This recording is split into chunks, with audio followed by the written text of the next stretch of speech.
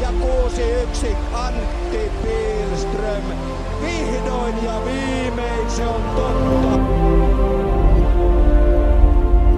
Peli on tällä hetkellä hiveltävää, katseltavaa, kun katselee. Liikkuminen on hienoa, niin kuin Granlundkin katsotaan tämän nuoren taiturin.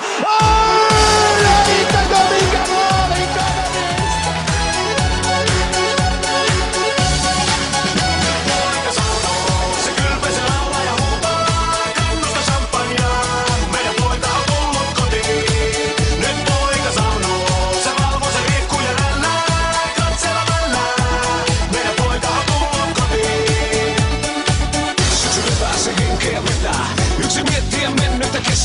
Oli ystäviä, aivan peltikin. Nyt on teljetty herrojen vitriin. Ennen joulua silmänsä raottaa. Ja vielä varmuutta uudesta kodista. Muutama kuukausi täytyi se skarpa.